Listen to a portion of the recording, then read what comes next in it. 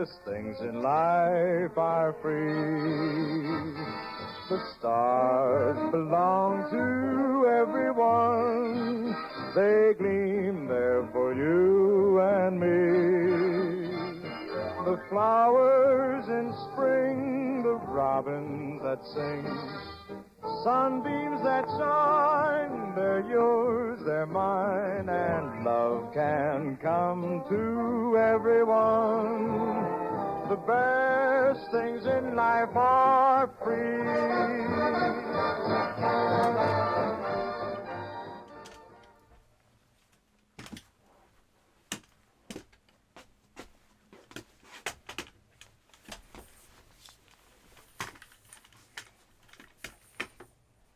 I have to put my crutches over there.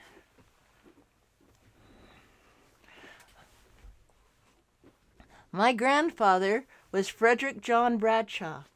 My name is Kathy Bradshaw Skousen. When Fred was a teenager, he had a limp. I always wondered, where did he get that limp? This is Fred's story. When he had to learn how to not give up and to be strong. He was the oldest in his family, and his father depended on him to help out on the farm. Fred tells the story titled My Limp. Father was a cattleman and felt there was more opportunity in Canada. He had been a commission man and traveled all over the state buying sheep and cattle. He was the best in the country. He was considered one of the best judges of stock in the entire country. Father used to take me in a buggy with a team of horses all around to buy and judge the stock. In 1902, I went with Father to Canada on a train and a load of cattle and horses. We loaded them up in Park City. The trip took 2 weeks. I was 11 or 12 years old at the time. The first feeding was in Pocatello, Idaho, and the next in Montana, and the last in Sterling, Alberta, Canada. Then we drove them on to McGrath. There was no train in McGrath in those days, so we rode horses as we drove them to McGrath. At each stop, we took several hundred cattle off to feed and 2 trainloads of horses. This took 12 hours at a time, first in Pocatello, and then in Butte, Montana, and then Sterling, Alberta, Canada. Most of the time we slept in our clothes, but in Butte we had a hotel room and got cleaned up. Father had bought ground in Canada and had a home built and a foreman to look after his stock. The next year, in 1903, we moved our family to Canada. I was 13 years old. I milked the cows, took care of the stock, and generally worked around the farm. Besides this, I went to school in McGrath. Our farm was 3 miles outside of McGrath town. This is where I got hurt. My brothers, Bernard, Floyd, and my sister Gina and I drove to and from school in a buggy, pulled by a horse. Going home from school, a bolt came out of the shaft of the buggy and made it go sideways. This frightened the horse, which bolted and dragged the wagon into a barbed wire fence. The barbed wire fence wrapped around my right ankle, and it became all cut. It cut all the ligaments below the ankle and almost cut off my foot. I spent the next 3 months in the hospital and had about 3 operations on it.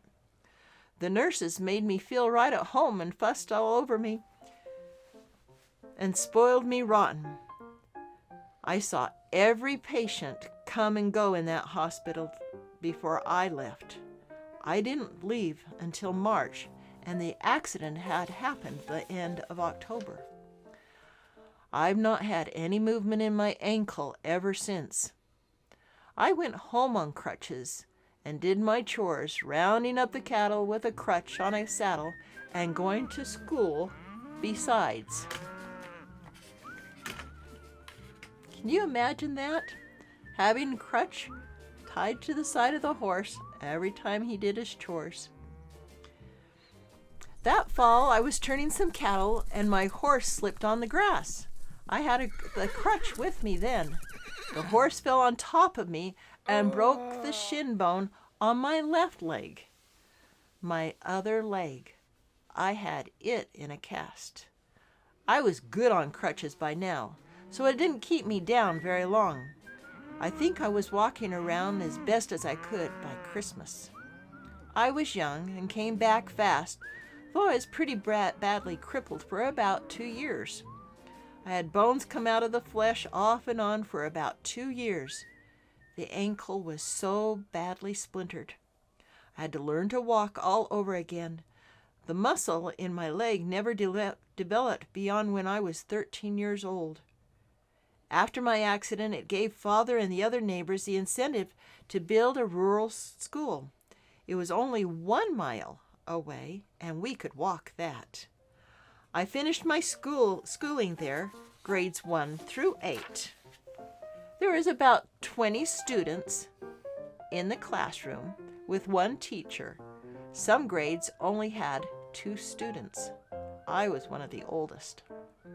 When I was 15, I came down to Salt Lake City, Utah for the next 3 winters to go to LDS Business College. I loved my grandfather, Frederick John Bradshaw, who never gave up. You gotta accentuate the positive, eliminate the negative, latch on to the affirmative, don't mess with Mr. In Between.